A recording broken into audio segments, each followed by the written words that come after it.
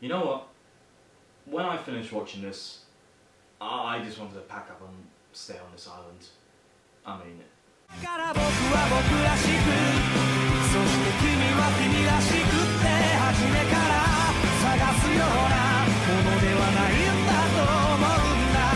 僕は君じゃないし、君も僕じゃないからすれ違う手をつなぐそこには愛。 Hello and welcome, I'm Henryheim and welcome to my newest anime review. And today we're looking at Barakamon. It's about a guy called Seishu Handa and he's a calligrapher. And a very good one despite being quite young, 23. One day his art's put in an exhibition and the curator says it looks like something out of a copybook. He punches him. Mad to the fact that he's an elderly curator. So Handa's dad, who's also a pro calligrapher, sends him to stay on a place called Goto Island.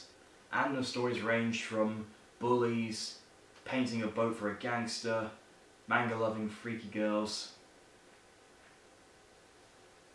This is brilliant. I love this anime.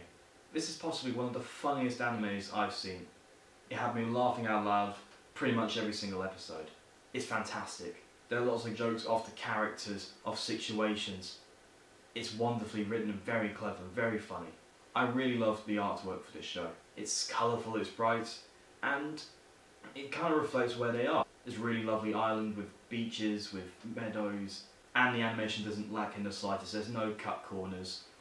It's all fluent, it's all wonderful. Now, what really makes this show great, funny, is the characters, and especially goes for Handa. He's voiced by Daisuke Ono, he was a Japanese voice of Sebastian Black Butler, Kokiri-san from Gugeri Kokiri-san, and Jotaro Kujo from JoJo's Bizarre Adventure Stardust Crusaders.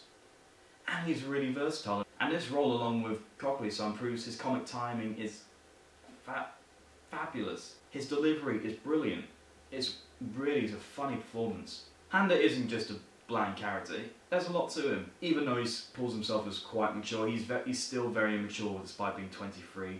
There's also some funny bits, but quite sad how he feels inadequate. He puts more artwork into the competition, and he loses to a high school kid. And of course this really distraughts him. And so what great comedy would this be if not the winner came to visit him?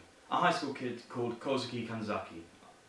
I most likely pronounced that wrong, but my pronunciations are never good. He idolises Handa, and there's a really funny bit where he brings magazines with all of Handa's interviews and photos.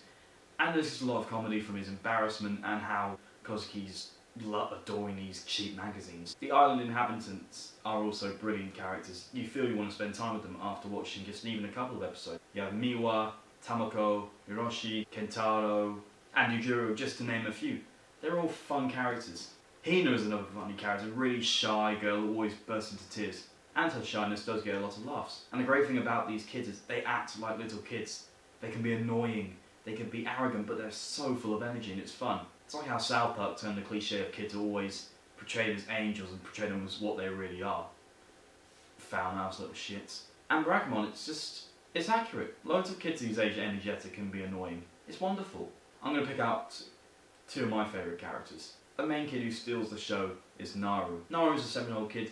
She's energetic and she enjoys catching bugs, which is brilliant when Kozuki hates bugs, so you get a lot of stuff. And she's really Sensei's guide. They call Handa Sensei. But my favourite character out of all of them is Tamako. She's a Fujoshi, I probably said that wrong, correct me if I'm wrong. And she has these suppressed interests in yaoi. And holy shit, this is funny. She wants to be a manga artist and she gives Handa Sensei some manuscripts to read from. And she comes up with some really disturbing stuff, and it's funny how passionately she feels about this, and it's a terrifying looking manga. I buy it. And the flashback and how she became such a yaoi lover is one of the comedic highlights of the show. Link down below, just watch the scene. She is funny. She had me laughing every time.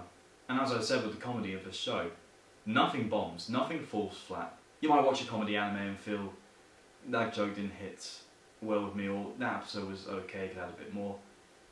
Every episode of Barakamon is consistently good. Nothing falters, it's consistently brilliant. Near the end, there's some really sweet moments between Naru and Handa, and indeed all the villagers. Their ending is really happy, it really touches you. I'd also like to mention the voice acting of the kids, because they actually get real kids, I think. Because normally with kids about 5 or 6, they'll get a woman to voice the roles, but they actually got real kids. These kids are really good. It's not one of those voiceover roles when the kid was just there because maybe it's the director's son, but these kids can do some serious voice acting work. Now the opening song, I absolutely adore it. It gives that feeling of energy and wonder that really reflects the feel of the show. It's wonderful, I just listen to it over and over again. The ending theme's good as well, but it's one of those songs where the Japanese person tries to sing in English and it sounds like a Japanese man trying to sing in English. It's okay, but nowhere near as memorable as the opening song. So was there anything I didn't like about this? No. I loved everything. I'm sure there might be some other things that other people might point out, but I can't find anything wrong with it. I love it. I love this so much.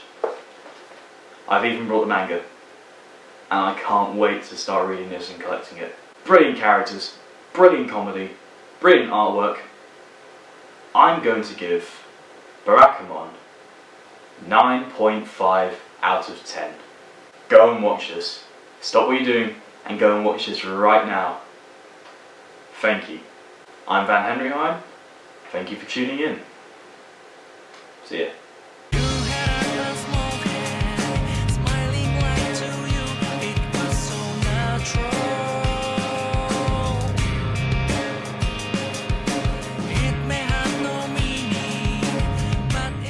Hi, it's Henry. It's come to say a few things. So I promised a top 10 Stardust Crusaders villains list. 2 things. I didn't think the list was that great when I look back at it, and I didn't explain myself very well, and I kind of reused a lot of words. And 2, something went wrong with the audio, so I could barely hear it. Even tried to auto-enhance it. Background noise just messed it up.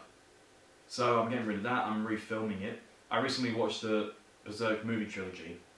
Want to get a review for that up very soon. But after Stardust Crusaders, I'm going to do a review of Dragon Ball Evolution.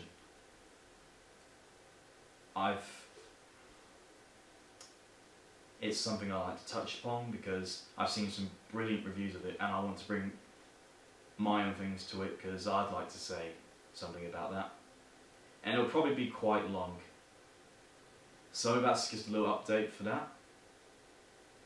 See ya.